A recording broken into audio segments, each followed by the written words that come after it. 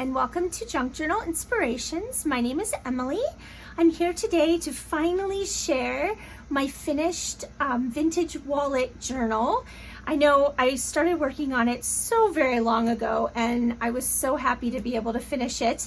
I am in love with it. I love how it turned out.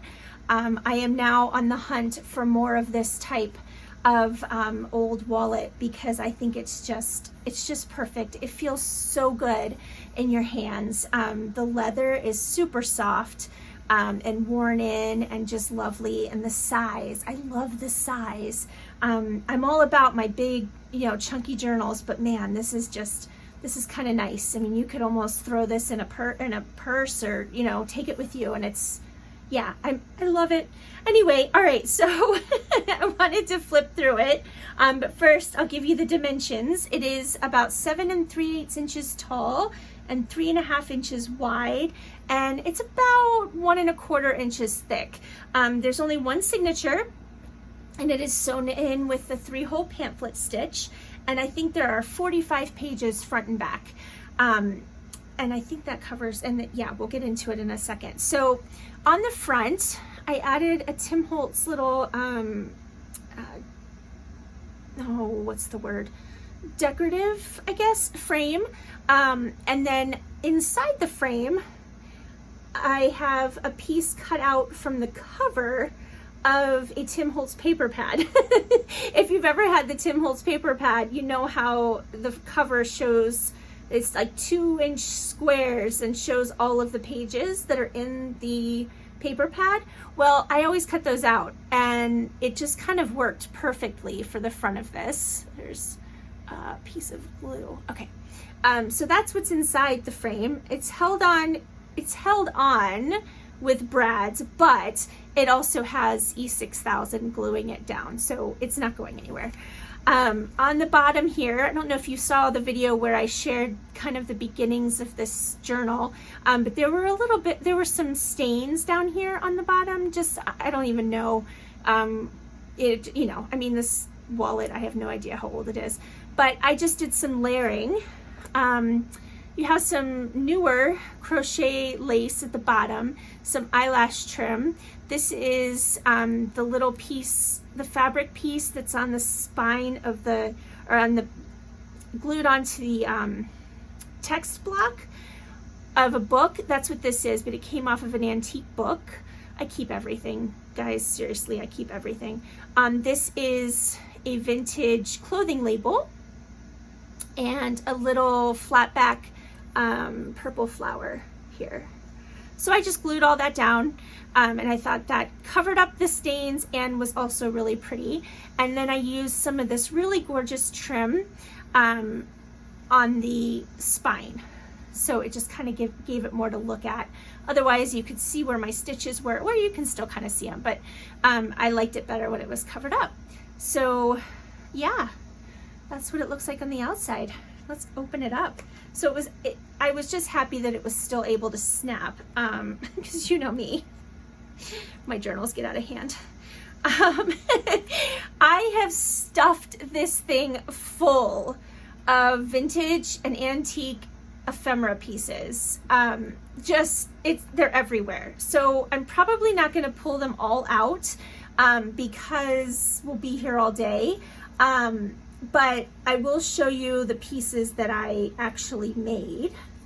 So this was just a little tag, a little Denison tag, and I added the little antique pen nib on the end. And then this is from the spine of an antique ledger, some music paper and some sewing pattern paper, and then one of these cool little metal doohickeys. So that's just a little tag that I slipped in here. But there's so much.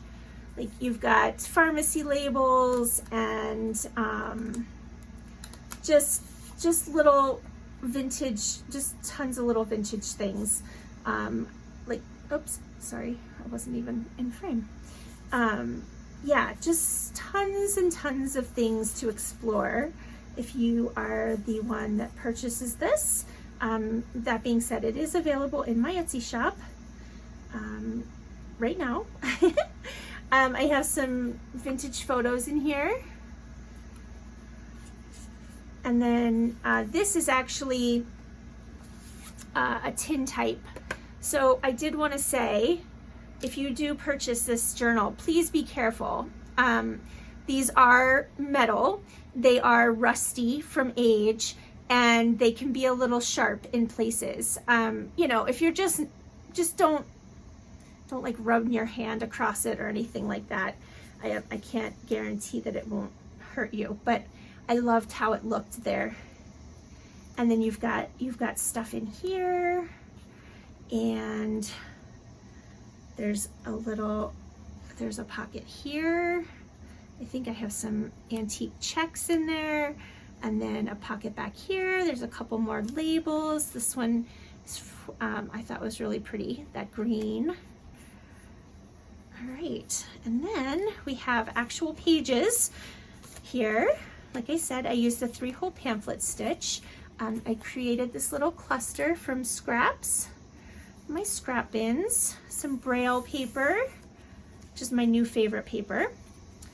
This was like the back side of a playing card box, and I just cut a notch in the top and then layered up a bunch of antique papers and such, and added this little vintage price thingy.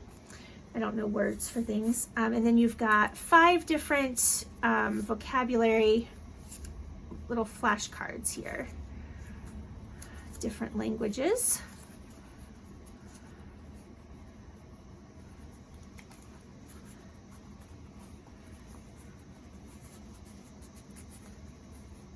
There we go. Some notebook paper, vintage graph paper, some onion skin paper. I love the sound and feel of that. Some school writing paper. And then I think I did a video on how I made this belly band inspired by Lucy in my Facebook group. And then you've got a couple other vintage pieces in here. And I just collaged on a blank card catalog card. And that's what I came up with. And then I added some antique ledger on the back for you to write on.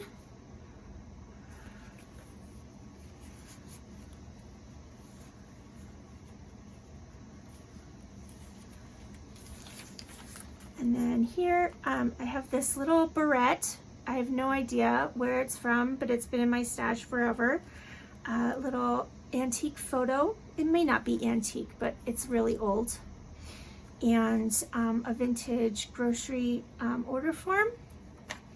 And this is State of New York, Orleans County Clerk's Office, some sort of document from 1898.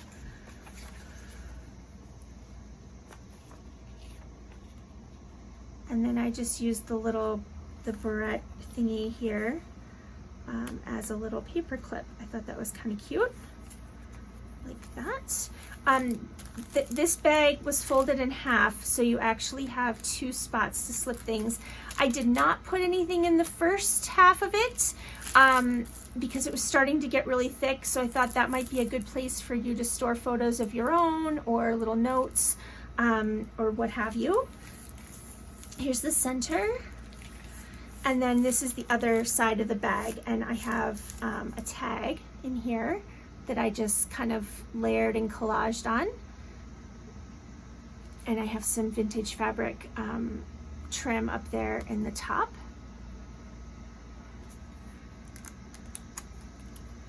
And then I have a 1950s, I believe,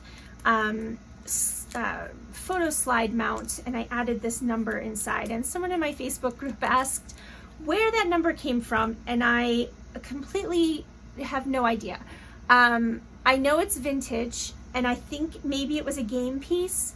I really have no idea, and I felt really bad because I was thinking for the longest time, and I'm like, I do not know where that came from, but it probably came in a vintage lot of other things that I purchased. So it's kind of hard to remember where things come from when they come like that.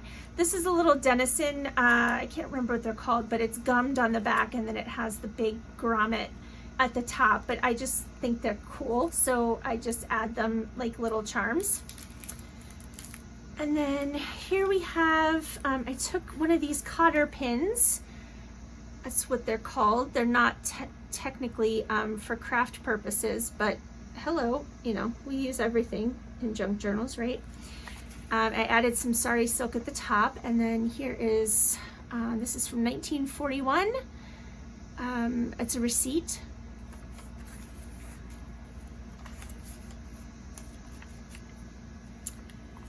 And let's get that back on there. Doing this when the camera is on is never works. Okay, there we go. All right, sheet music. This was a tuck spot I made a long time ago with acetate on the front, Tim Holtz paper behind. There's actually space to put something back behind there, but I just put it in the front. So you have an antique little prize voucher. It's pretty cool. This little take a number piece, an antique little training slip, and then this ticket, paper ticket.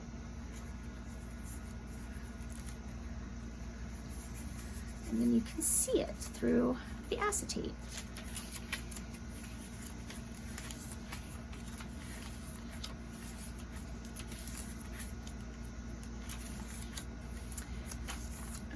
And then here I used this pharmacy label. Isn't that gorgeous? Let me show you a little closer up.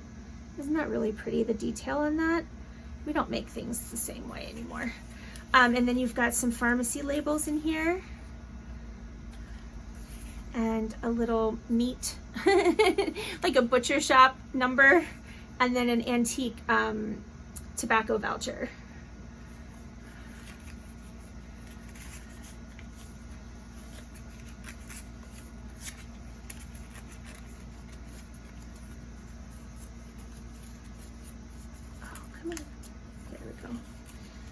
I just liked it as a little side tuck. And then this I made out of some scraps again. I've got Edith Holden paper and other papers, and then the little tags. I actually did some stamping and some collaging, and with some pink fabric at the top, and then this little button and crochet little lace piece there. And then in the back is a Rolodex card that I collaged on, just a bunch of vintage papers and things, and that goes back there. And then in the back we have more pockets that are just completely full of fun little pieces. And then you have two larger pockets back here. There's a little check, and then back here is a little coffee cup shaped needle book. Isn't that awesome? I love it. And also just a little sales order form from 1901. And then in the zipper compartment, what did I put in there? I think there's some little bits and pieces. Let's pull those out and I'll show you. Okay, so we have some saver stamps in there, and a little piece of film negative. I think it's from souvenir slides from Japan in the 1950s. This is a new old stock glove label, a pharmacy label, little round one. and some registered mail postage from the Netherlands. All right, so I'm not going to pull everything out because I will be here all day, but suffice it to say there are lots and lots of vintage pieces that you can take out and use elsewhere if you like. All right, I hope that that was that you enjoyed that. Please let me know what you think. I am on the lookout for more vintage leather wallets because this was so much fun, and you just have all the built-in pockets and little places to tuck things, and it's just so fun. So like I said, this is available in my Etsy shop. You can find the link to that in my description box below. And yeah, I hope you guys have a fantastic day. Thanks for hanging out and flipping through this with me. I hope it inspired you maybe to find something in your house that you can turn into a journal cover, something like a wallet or something else. All right, guys, have a fabulous day. I will talk to you soon. Stay safe and stay healthy. Till the next video, guys. Bye.